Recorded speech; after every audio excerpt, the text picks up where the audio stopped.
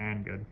Hey everybody, today we're opening something that we've been waiting on a long time. We made the order for these, like, I think last year, like in November or something like that, or it's gotta be longer than that.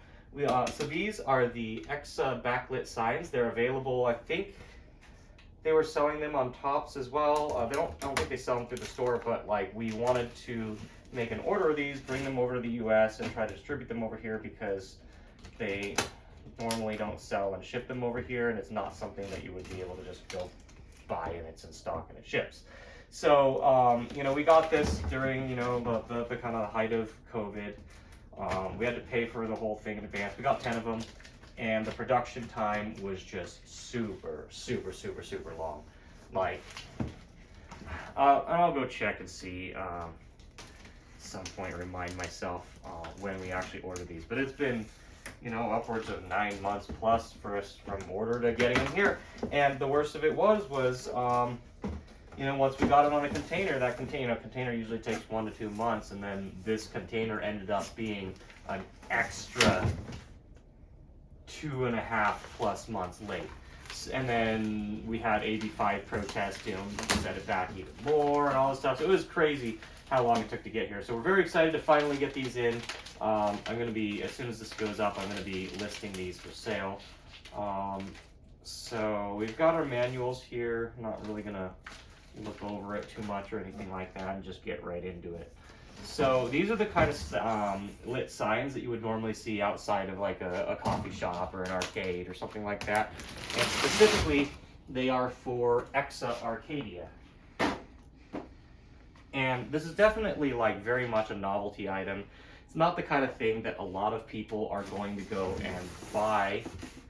And to be honest, I'm semi-worried about even being able to sell them all in the first place, because again, these are around, I need to look up what the sale price is going to be, but it was going to be something like $750, $800 shipped to, in the US. They're not cheap. So, the only places that might go for it are like an operator who, these days arcades are barely getting by. This kind of really cool stuff isn't really on the radar of anyone like that. Or, a collector, which again, it has to be someone that's got a lot of money. Just buying an exA isn't exactly a cheap thing for a collector to do. But, if I'm going to get one, I'm going to get 10 because I want to make this stuff available to people. Otherwise, there's almost no way for you to go and get something like this. So, this is kind of the cool things that I try to integrate the hobby side of it into the business and, try and give back to the community and whatnot. I do a lot of this stuff. So we've got our 2 mounting boards here, the crossbar here, some bolts, and the sign itself. I'm going to go ahead, pull this off, and let's set this thing up. So these things are incredibly light, by the way. Like, just no effort whatsoever to just pick it up. Even just, with a couple fingers, you can lift it up. And here we've got this. I'd even thought about at some point having one of these made, like, for my company and whatnot. So for this, it looks like there's just a vinyl layer over it, and that's it. It's not like printed onto the plastic itself. So in theory, if you can find these light boxes, you could probably do whatever you want with it. But in particular, these are the exA ones. And, I think the actual price, it probably costs you quite a bit to do a custom one or a blank one as it is. So I think that's where most of the cost comes from. But regardless, these are official products. So I'm gonna actually set it up here. Probably the easiest way to get this set up. Okay, so this ends the bottom. It looks like there is no inside or outside. And get our bolts.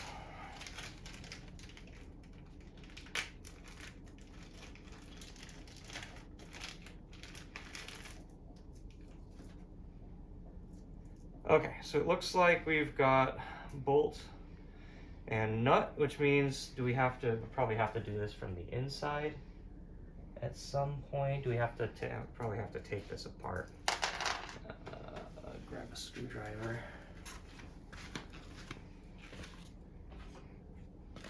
Actually, I'm gonna grab one of the GIST screwdrivers. Oh, great. The super long GIST screwdriver is the only one I have out right now, so we'll use this.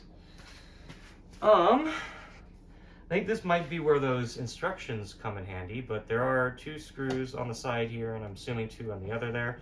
So this is, as obviously as I can see, this is how we get it open.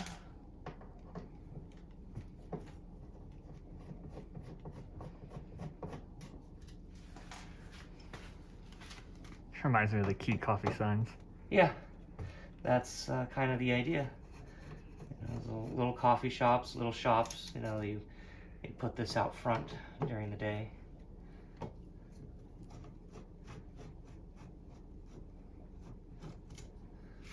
I think I've talked about JAS screwdrivers at some point, but they're a must-have for any Japanese hobbyist.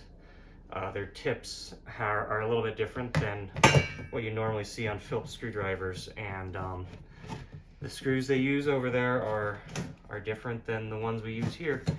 You use a Phillips on it and it doesn't quite catch as well.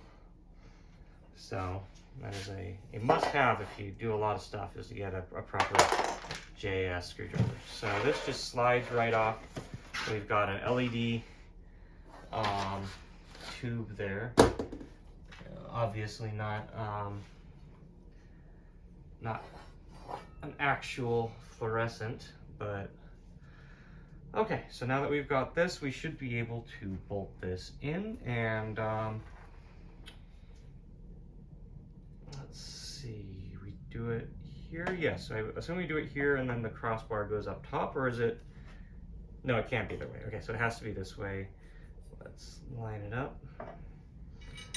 I'm gonna do the screw side on the outside, the bolt on the inside here.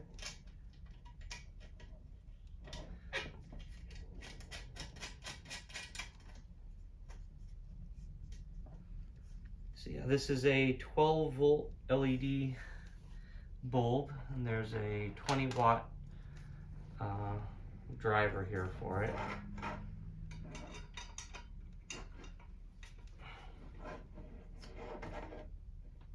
No, that can't be right. How doesn't line up? Does it actually go the other way? Maybe it does. And then the bar goes on the bottom, maybe. Okay. I guess that makes sense too. So, does that line up? Yeah, that lines up. Okay, so I was right the first time. So much for bad logic.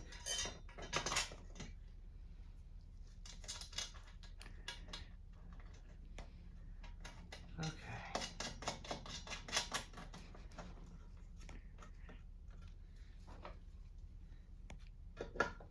I have a wrench on me. I'm just gonna loosely tighten this one. Oh no, that gets pretty tight. Okay. I'll do the other side real quick.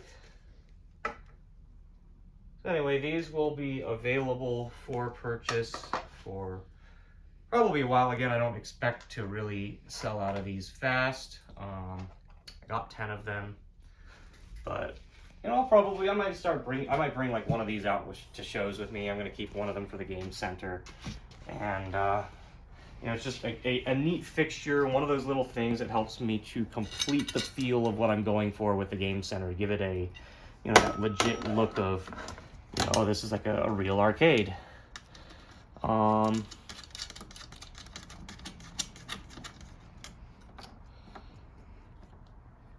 But yeah, let me know what you think. Like, should I go and try and find others? Should I try and make a custom one for ourselves? You know, whatnot. Because I think I'd only put one of these out at a time, you know, so I don't really need more than one. But it's just a really neat thing. Do you know, like, I don't know, like, do other countries do these too, or is this kind of like a Japan thing? Yeah, I've seen it anywhere else. Yeah. Okay, so let's get this one on, and then I assume, you know, that bottom bar is just to keep, to help space out the bottom of it. So I'm gonna get that installed as well. There's only 4 sets of bolts in there, so does this have screws in it, or? Oh no, it looks like it, oh, is those bolts on the end of it? Not sure.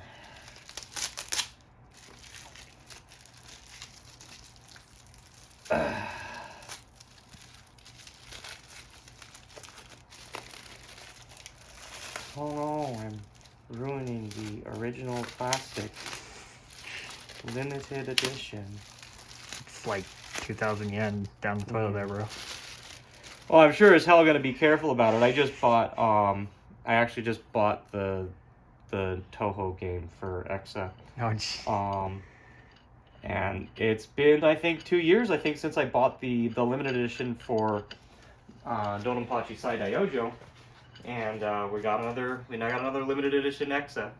So we can joke about damaging original kits then. Valuable cardboards. But I'm pretty excited about that. I don't think we're gonna have those in time for our August cons. They ship at the end of this month, and I'm really excited to bring those out and see people's reactions to that, because this is the first time they've done any kind of arcade release for Toho. Now, so it's Toho Perfect Sakura Fantastica, I believe. And it's just a port of, I think, Danmaku 2? Danmaku 2, I think it is. But like, regardless, it's a Toho game, you know, playable in arcade, and you know, it finally gives me a very strong reason to want to bring an exA out to conventions and whatnot. And down the line, there is I believe a Cave and Toho collaboration, like a new game that's coming out on exA as well, and well, I'm gonna have to get that too. So anyway, there we've got it on the stand. I'm gonna put this back together. Let's and we'll light it up, and you know, we'll take a look at it.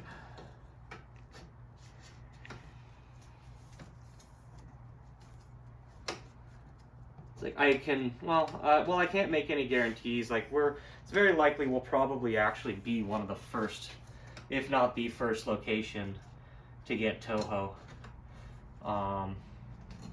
And if anything, I am going to upload this video quite a bit earlier than like immediately you know, out of my queue. But so like as of this video getting uploaded, if you're going to San Japan, there's a very good chance that you'll see Toho there. Well, there's a decent chance. Like, I guess the release has been a bit of a nightmare, you know, and production only goes so fast. Like, Japan just got their kits at the end of July, and they couldn't do like a release for the world at the same time. So, but if not that, then I think AFK in Denver would be the first time, and that's, I think, our last show of the year. So, you know, hopefully we have an opportunity to bring that out at least once. Okay.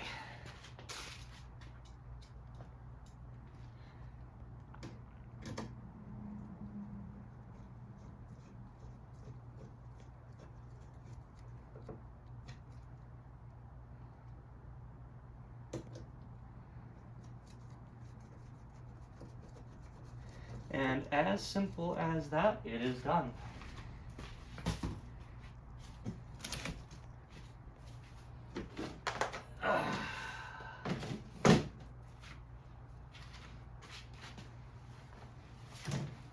Let's get this plugged in, take a quick look over it, and we'll call it a day.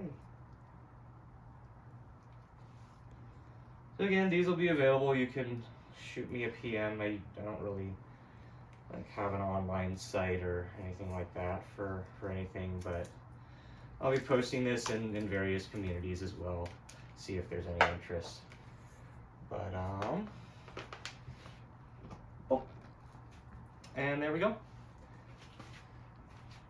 The only thing missing is you know, a little bit of startup time, some bulb flickering, you know, from the starter, kicking it on, you know, those are little things. I had thought about it, and actually thought about this for the arcade too, for some of the exit signs and whatnot. I'm actually thinking about putting in a little speaker with a little bit of a flicker, and make the lights flicker a little bit as well. Because it's so nostalgic. That's And absolutely you imagine, necessary. do the same thing with this. You've got a little bit of that buzz. Yeah. Like every once in a while, like once every minute or a couple minutes or something, But yeah, so these are super clean. They're really beautiful. And I'd never thought about picking anything up until I'd seen these come around, and like, oh, this is perfect for me. I'm going to be operating exas. I want to support them, and what better way to show it off than this? So this one in particular is, I'm probably going to keep this one for shows. Any show that I decide, I want to try and go really, really hard on showing off at. And then I have one that I'll have at the game center, but. Yeah, so that's the exA-Arcadia backlit sign. They're available for purchase, and that's about all I got.